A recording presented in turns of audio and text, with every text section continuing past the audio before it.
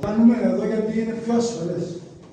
Καλό είναι όταν του κάνετε να στρέφει λίγο το σώμα μπροστά για να βρίσκετε τους χιλιακούς που έχουν μεγάλη ανοχή να μην έχουν τραυματισμούς.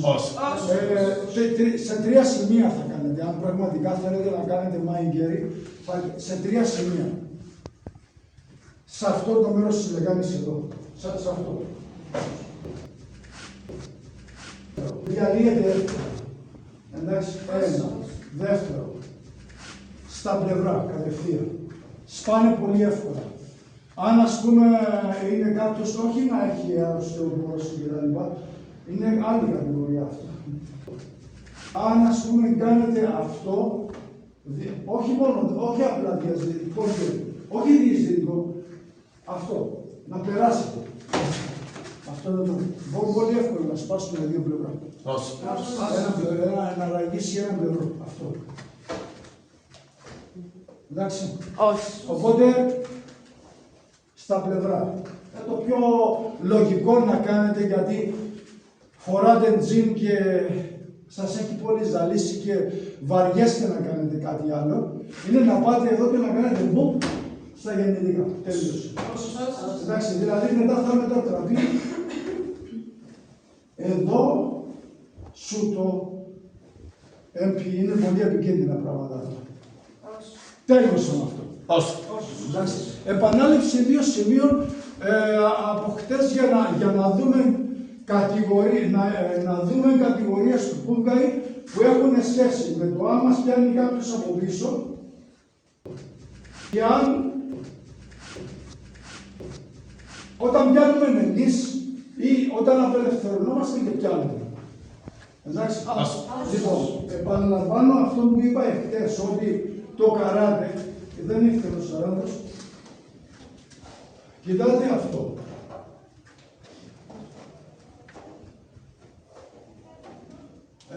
Το καράτε δεν ήταν, σας είπα πριν για το 1/5 που μεταδόθηκε σε εμάς, η γνώση που μεταδόθηκε σε εμάς είναι το 1/5. Σκεφτείτε, όταν υπήρχε το κομπούτο, μπο, σάι, τόμφα, σίδερο, γροθιά, τέκο, νουτσάκου, ήταν μέρος του, ανοίξτε παιδάκια λίγο σας παρακαλώ, ήταν μέρος του καράτε, το κομπούτο ήταν μέρος του καράτε. Θα το δούμε μετά όταν θα κάνουμε μέι και ονίτα και θα έχει κάτι τέτοια. Θα έχει πολλά τέτοια.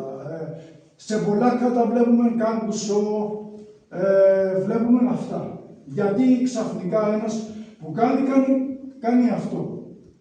Μπορεί να θέλει να χαιρετήσει, ξέρω εγώ, κάποιον που κατεβαίνει τη σκάλα. Ωραία, το δέχομαι.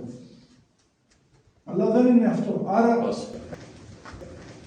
για να καταλήξουμε ξεκινώντας να κάνουμε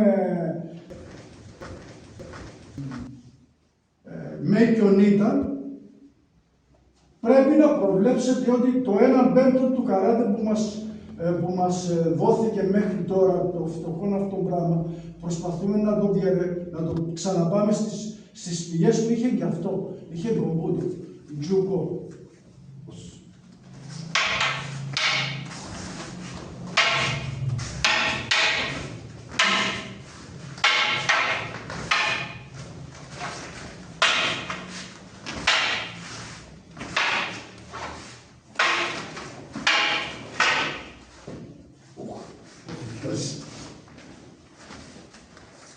Εγώ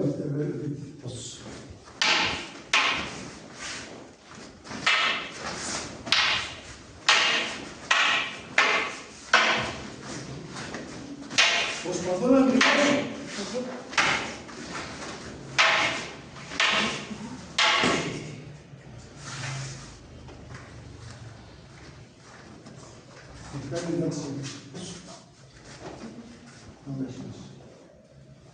Είχε αυτό. Είχε τέτοια. Σας δείξαμε χτες μια κίνηση το νεκτάριο. Έκαναν αυτό. Ξαφνικά βλέπετε κάποιον στο Κανγκάκου, στο Μέικιον, είδαμε που θα κάνουμε μετά, εκεί που κάνει καράτε, κάνει κάτι τέτοιο. Κάνει κάτι τέτοιο. Θέλει να παραστήσει το πουλί, θέλει να πετάξει, γιατί δεν πετάει. Και είναι κάτι πολύ απλό. Δηλαδή μετακινείται και κάνει έναν μπλοκ με έναν τόνφα, για παράδειγμα. Δηλαδή μετακινείται και κάνει με το ένα και να μην και τα άλλα. Εντάξει, κάνω εγώ αυτό και ο Νεκτάριος κάνει αυτό. Εξηγείται πολύ εύκολα. Αυτόν έχει χαθεί. Πρέπει να πάρουμε βόη κάτι για να το εξηγήσουμε. Λοιπόν, ξέρετε, πάμε όλοι μαζί.